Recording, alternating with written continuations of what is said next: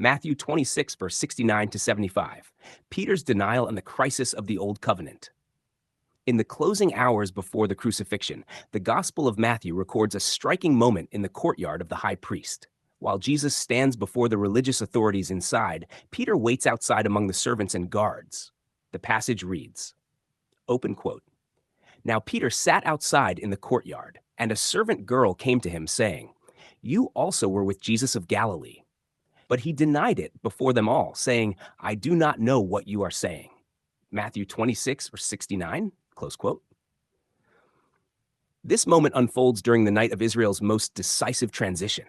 Jesus had just been arrested, and the leaders of the nation were preparing to condemn the one who stood as the fulfillment of their scriptures. At the same time, Peter, the most outspoken of the disciples, faces accusations that he belongs to Jesus. The setting of the denial.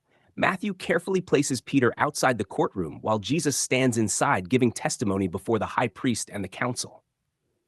The contrast is deliberate. Jesus remains faithful before Israel's authorities, openly confessing his identity as the Son of Man who would sit at the right hand of power, Matthew 26:64. Peter, meanwhile, is confronted by the pressure of association with him. The accusation is simple: you also were with Jesus of Galilee. The issue is not merely companionship, it is identification with the one whom the leaders of the nation were rejecting. Peter's response is immediate and defensive. "I do not know what you are saying." Matthew records 3 separate denials. Each denial intensifies the situation. After moving to the gateway, another servant girl identifies him again. Open quote, "This fellow also was with Jesus of Nazareth." Matthew 26:71. Close quote. Peter denies it again, this time with an oath. "I do not know the man." Finally, those standing nearby recognize his Galilean accent and press the matter further. "Surely you also are one of them, for your speech betrays you." Matthew 26, close quote. At this point, Peter begins to invoke curses upon himself and swears emphatically that he does not know Jesus. The rooster and the prophecy. Immediately after the third denial, Matthew records, open quote, "Immediately a rooster crowed, and Peter remembered the word of Jesus who had said to him, 'Before the rooster crows, you will deny me 3 times.'" Matthew 26:74-75. Close quote. Earlier that same evening, Jesus had predicted Peter's failure. Matthew 26:34. Peter had confidently insisted that he would never fall away, even if all the others did. Yet the events unfold exactly as Jesus had spoken. The crowing rooster serves as a marker of the accuracy of Jesus' words. The narrative emphasizes that Christ's knowledge and authority extend even into the weakness of his closest disciple. Peter as a representative figure. Within the gospel narrative, Peter often functions as a representative of the disciples as a whole. His bold confessions and dramatic failures mirror the experience of the group that followed Jesus throughout his ministry. Only hours earlier, Jesus had quoted the prophet Zechariah. Open quote, "I will strike the shepherd, and the sheep of the flock will be scattered." Matthew 26:31, close quote. The scattering of the disciples had already begun with the arrest of Jesus in Gethsemane. Peter's denial stands as the most vivid example of that scattering.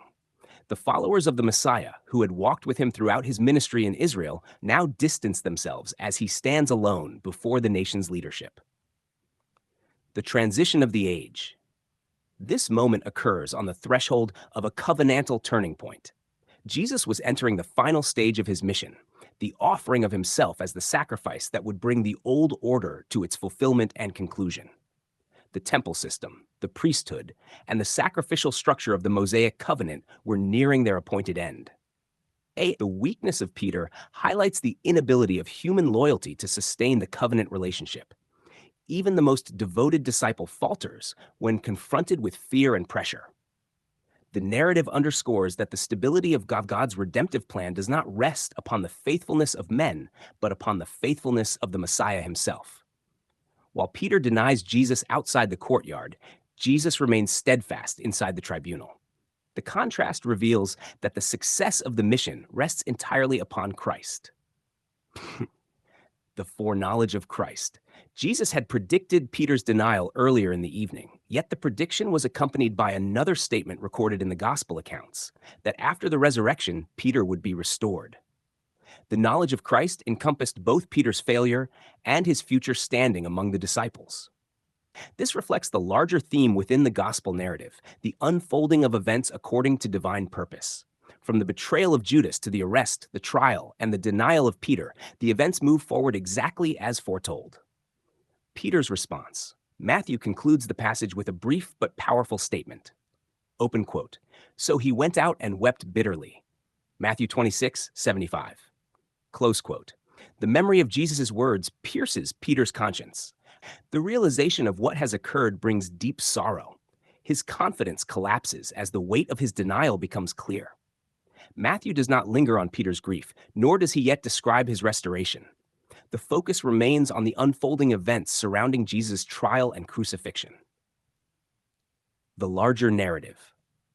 Within the broader movement of the gospel, Peter's denial occurs during the night in which the leaders of Israel reject their Messiah.